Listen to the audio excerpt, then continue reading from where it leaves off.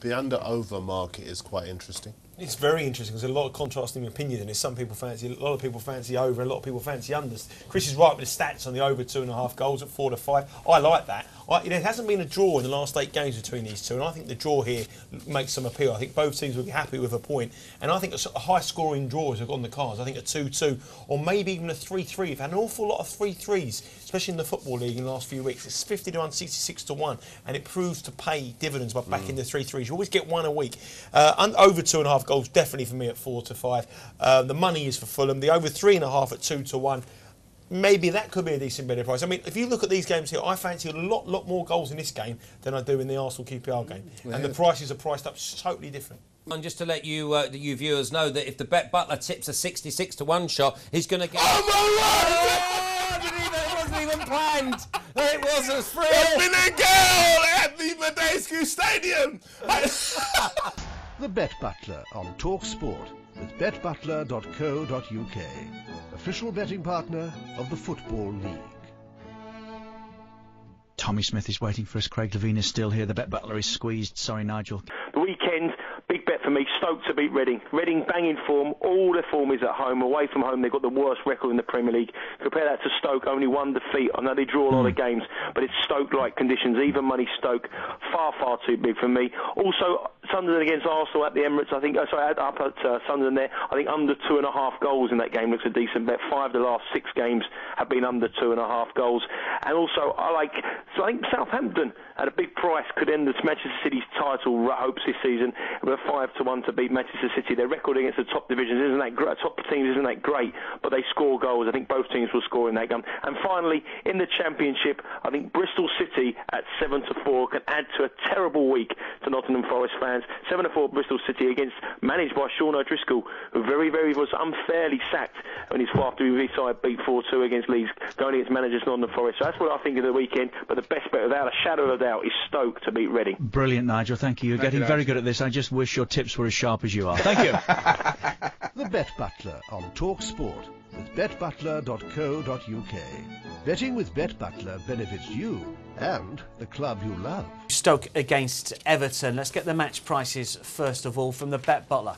Yeah, I mean, this again, it's a very tricky match to call. Everton have a fantastic record against Stoke, and that is the reason why they're 6 to 4 favourites. But Stoke don't get beat at home. 2 to 1 they are. They've only conceded 2 goals at the Britannia Stadium. It's all about the draw for me. Everton have drawn 7, I think, of their last 10 games. Stoke have already drawn 6 already this season, and 4 of them at home. So the draw at 23 to 10. If you do the maths and work out what price it should roughly be on the mathematics evidence of the two of them around about an even money shot. You're not going to get even money, but 23 to 10, absolutely fantastic value. It was a 1-1 draw last season. I wouldn't be surprised to see it 1-1 or 0-0 again. Everton, like I say, have a brilliant record here, but so many of these Stoke-Everton games have finished in a draw, and at the moment, who's to say this is not going to be the case again?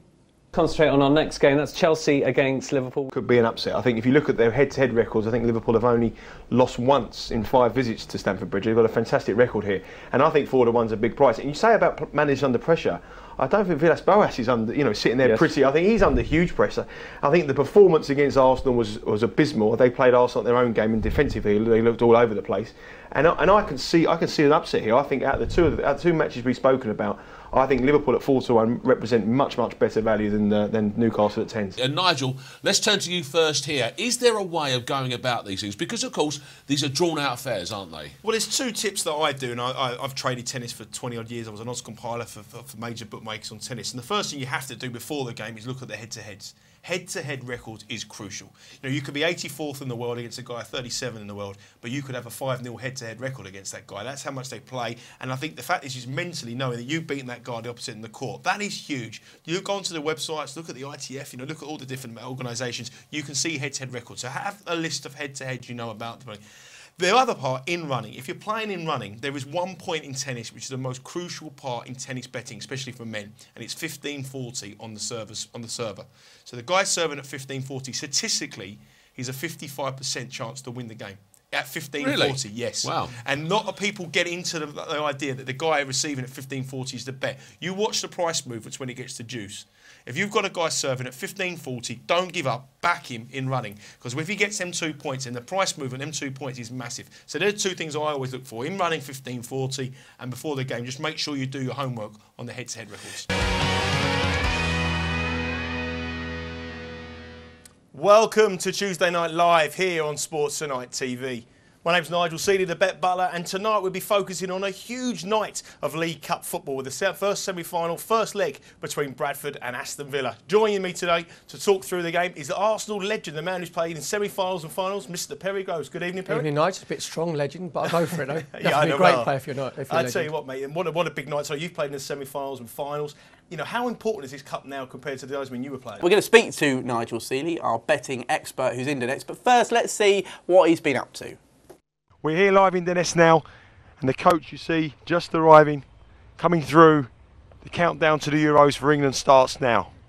In England, lots of people are predicting France to do very well in this competition. They think France may win it. What is it like in France? Is there a belief that you can win this competition? The big issue over here is obviously the panorama documentary about the racism thing. Have you boys encountered anything over here? Well, we haven't. That's why we're here. If we basically we watched it with our family, and that was shocking to see that footage. But it did not affect us. We're both here. We're standing here right now. We're proving that wrong. And it's a Jubilee year, and we're going to do it for the Queen. Yeah! Come on, gracious Queen! Long live our noble Queen! Listen, these boys are coming to England. Wait till you watch the Sports Tonight Live English Euros. We're England are going to win 2-0 tonight. Come on, England! The city was awash of England fans. It's getting more and more busy. Chris Kamara and Steve Claridge were down at the local English bars doing a question and answer session all afternoon with the boys. But they're unbelievable. They get there at 2 o'clock in the afternoon, and they drink through till 6 o'clock in the following morning every night. And it's the same people. And even someone like me, I can't catch it. I can't keep up. You're a lightweight, Nigel. I've been Come on. out with Nigel, and I do not believe that for a minute, mate. The Bet Butler is our man out there in Poland and Ukraine, and he's been having problems. He's going to be throughout the tournament. He's going to be out there getting us the latest odds, giving us the lowdown on all what's going on out there, and with his expert opinion, keeping us up to date. He's staying in a flat somewhere in Eastern Europe, and he's been having problems with his cat. I just got back to the room, and the cat's on the bed. Get off the bed, please, pussy. Good pussy, get off the bed. Get off the bed. Can you get off the bed, please? Can you get off the bed? Can you get off my bed? I'm not really an expert on cats, and to be fair, this one is one of the most scariest things I've ever seen. So, I mean, I've been accused of being a bit wimpy about it and being a bit of a scaredy cat. But I tell you what, it's not for me, no. Nigel, if you look at it from the cat, you are in his flat. It's you who's invaded his area. Yeah, I understand that, but like, I just don't like them anyway, Perry. I just don't like cats. I don't like cats. It was a big, massive dog here. We had a horse in the house. I'd be fine with that. But the cat, no. And it's not just the cat. It's the scariest cat you've ever seen in your life, mate. Now, we saw him in part one going mental when he was whipped. He's now, apparently, made his predictions for the rest of the tournament. So I think we can join him now. So welcome back to the flat here in Donetsk, and we've got our predicting cat down here who's going to give us some score predictions for the Group B matches on Saturday. We're going to start off with Holland against Denmark. Do you think Holland will win? He's thinking about it, not quite sure. Do you think Denmark will win? Do you think it might be a draw? He's gone for the draw. He's gone for the draw in the Holland-Denmark game. Next up, Germany-Portugal. Germany?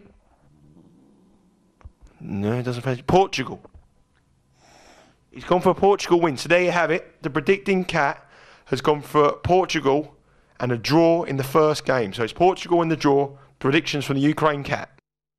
If GB beat Brazil, you ought to present tomorrow's punter wearing a skirt. Is that a bet? Not a problem, mate. Absolutely no problem whatsoever.